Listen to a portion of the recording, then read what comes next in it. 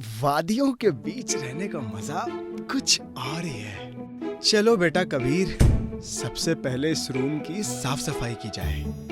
कुछ ही देर में कबीर सफाई के लिए बिल्कुल तैयार था। कबीर बेटा, तू दुनिया का पहला लड़का होगा जो YouTube पर झाड़ू मारना सीख रहा है। वो पहाड़ी लड़की देख लेगी तो तेरी इज्जत का फलूदा बना देगी। आखिर कबीर की मेहनत रंग लाई। आधे घंटे की सफाई के बाद रूम पूरा चमक ही गया। इतनी मेहनत तो पता नहीं मैंने कब की थी। वो ये तो जिम से भी मुश्किल है। 15 मिनट झपकी लेकर फिर नहाता हूँ। पर कबीर को बिस्तर पर भी चैन नहीं पड़ा और वो उठ बैठा। ओ, कितना सख्त बिस्तर है। कहाँ मेरे घर का गद्दा और कहाँ ये। ऐसा लग रहा है कि कांटों भरे बिस्तर पर सो रहा हूँ। यार, ऐसे तो कुछ नहीं होना। नहाकर कुछ खाना खाकर आता हूँ, शायद अच्छा फील करूंगा। साला पानी गर्म करने के लिए गीजर भी नहीं है। कैसी गरीब जगह पर रह रहा हूं मैं। लड़की के चक्कर में ना पड़ता और सही से घर देख लेता तो अभी ये नहीं करना पड़ता। अरे यार, इस एरिया में तो स्विगी जोमेटो भी नहीं है और आसपास दूर दूर तक कोई अच्छा सा कैफे भी नहीं है। बस ये एक ढाबा है, पर अब आगे जाने की हिम्मत भी नहीं है। यहीं खाना पड़ेगा। आज का दिन तो सुनहरे अक्षरों में लिखा जाएगा। मेहरा जी का बेटा झाड़ू लगाकर, बाल्टी से नहाकर ढाबे पर खाना खा रहा है। आप तो बहुत खुश होंगे पापा। कबीर के पापा वाकई खुश थे। कबीर के लिए महीना बहुत जरूरी है। उसे जिंदगी के असली पहलुओं से जोड़ेगा ये महीना। बस एक बार कबीर वापस आ जाए, फिर उसको अपने ऑफिस में काम पर लगाकर शादी तय कर दूंगा। और इधर खाना खाकर कबीर वापस रूम पर आ गया। आज बहुत थक गया हूँ। एक काम करता हूँ, सो जाता हूँ।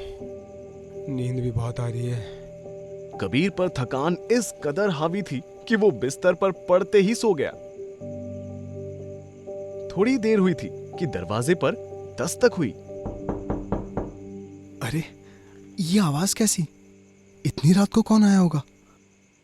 यहाँ तो कोई नहीं है। शायद मेरा ही वहम होगा।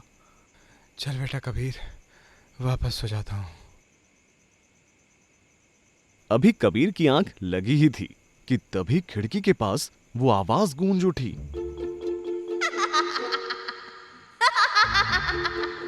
कबीर, कबीर। अरे, ये मेरा नाम खिड़की से कौन पुकार रहा है? ये कमरा छोड़कर चले जाओ, इसी में तुम्हारी भलाई है। लगता है कोई मुझे डराना चाह रहा है, और ऐसा काम तो एक ही शख्स कर सकता है। कबीर खिड़की तक गया, पर तब तक वहां से मुखौटा गायब हो गया था। लगता है वो शख्स मुखौटा लेकर भाग गया है। और अगर मेरा शख्स सही है तो वो शख्स अभी मुझे इस दरवाजे से भागते हुए दिखना चाहिए। वो रही जेनिफर, और उसके साथ एक कुत्ता और बिल्ली भी है।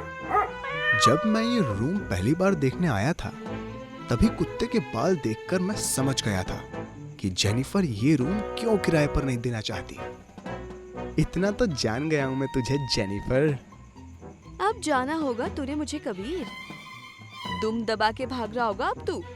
कल सुबह आऊंगी तुझे कांपता हुआ देखने। अगली सुबह। हेलो जेनिफर, कम इन। और कैसा रहा पहला दिन? कल रात ये जगह तुम्हें डरावनी तो नहीं लगी ना? और अगर लगी भी है तो किराए के बारे में मत सोचना, वो मैं संभाल लूंगी। तुम ये रूम खाली करके जा सकते हो, डोंट वरी।